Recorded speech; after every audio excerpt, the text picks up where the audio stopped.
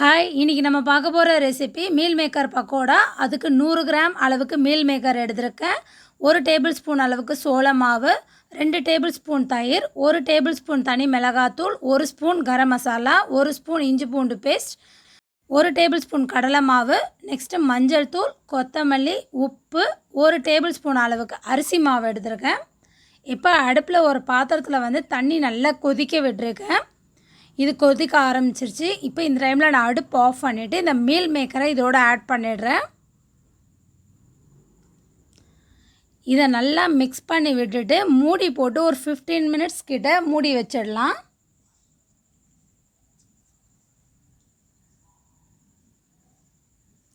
இப்போ பார்த்திங்கன்னா இது ரெடி ஆகிடுச்சு. நான் அந்த கொதிக்க வச்ச தண்ணியை ஃபில்ட்ரு பண்ணி எடுத்து இப்போ புதுசாக நார்மல் தண்ணி ப்ளைன் வாட்டர் ஊற்றி வச்சுருக்கேன். இப்போ இந்த மீல் மேக்கரை நல்லா பிழிஞ்சு எடுத்துடலாம் எல்லாத்தையும்.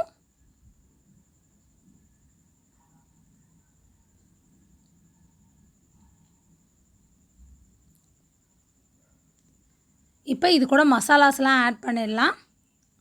நான் ஃபஸ்ட்டு இது கூட மஞ்சள் தூள் ஆட் பண்ணிடுறேன், garam masala, red chilli powder, இதுக்கு தேவையான அளவுக்கு உப்பு. நெக்ஸ்ட்டு இது கூட நான் தயிர் ஆட் பண்ணிடுறேன். இது கூட இஞ்சி பூண்டு பேஸ்ட் சேர்த்து நல்லா மிக்ஸ் பண்ணிடணும். நல்லா அந்த மீல் மேக்கர் அந்த மசாலாவோடு நல்லா ஈவனாக மிக்ஸ் ஆகணும். நம்ம சேனலை ஃபஸ்ட் டைம் பார்க்குற வியூவர்ஸாக இருந்தால் மறக்காமல் நம்ம சேனலை சப்ஸ்கிரைப் பண்ணிக்கோங்க. அது பக்கத்தில் இருக்க பெல் ஐக்கானையும் கிளிக் பண்ணிக்கோங்க. அப்போ தான் நான் தினம் போடுற வீடியோஸ்லாம் உங்களுக்கு நோட்டிஃபிகேஷனோடு வரும்.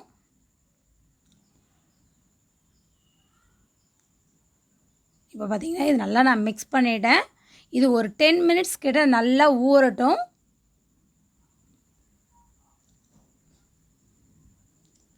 இப்போ பார்த்திங்கன்னா இது நல்லா சாஃப்டாக ஆகிடுச்சு. இப்போ இந்த டைமில் இது கூட கடலை மாவு, சோள மாவு ஆட் பண்ணிடுறேன். நெக்ஸ்ட்டு அரிசி மாவு, இது கூட கொத்தமல்லி தழை, இதையும் சேர்த்து நல்லா மிக்ஸ் பண்ணிடணும். ஃபஸ்ட்டு நம்ம அது மாதிரி ஊற வச்சுட்டு அதுக்கப்புறம் இந்த மாவை ஆட் பண்ணிங்கன்னா அந்த மீல் மேக்கரில் நல்லா அந்த மசாலா உள்ளே இறங்கும். அதுக்காக தான் தனித்தனியாக நான் ஊற வைக்கிறேன்.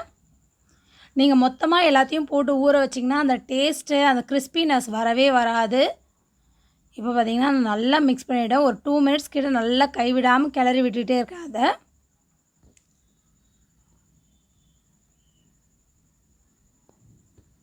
ரொம்ப ஈஸியான ரெசிபி. ஈவினிங் டைம் ஸ்நாக்ஸ் ரெசிபியாக குழந்தைங்களுக்கு நீங்கள் கண்டிப்பாக ட்ரை பண்ணலாம்.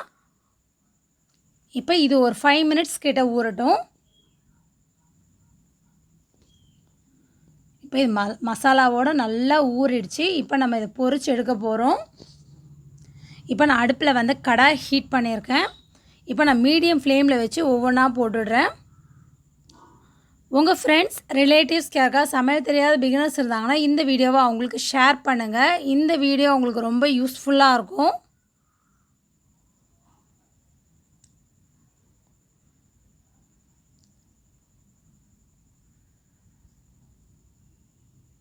இப்போ இது வெந்து வரட்டும். நான் மீடியம் ஃப்ளேமில் தான் வச்சுருக்கேன். இப்போ கொஞ்ச நேரம் கழித்து மீடியம் ஃப்ளேமில் டேர்ன் பண்ணி விட்றேன். ஹை ஃப்ளேமுக்கு கொஞ்சம் கம்மியாக வச்சுக்கோங்க. டேர்ன் பண்ணி விட்டுக்கிட்டே இருங்க. அப்போ தான் ஈவனாக அது நல்லா வெந்து வரும். அதே மாதிரி கிறிஸ்பியும் நல்லாயிருக்கும். அப்போ தான் நீங்கள் உடனே எடுத்துட்டிங்கன்னா அந்தளவுக்கு அது கிறிஸ்பியாகவே வராது.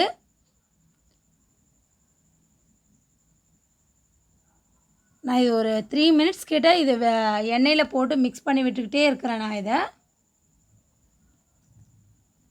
இப்போ பார்த்திங்கன்னா முன்னத்துக்கு நல்லா கலர் சேஞ்ச் ஆக ஆரம்பிச்சிருச்சு.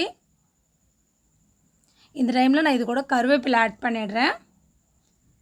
இந்த கருவேப்பிலை வாசனையோட அந்த பக்கோடா டேஸ்ட் ரொம்ப சூப்பராக இருக்கும்.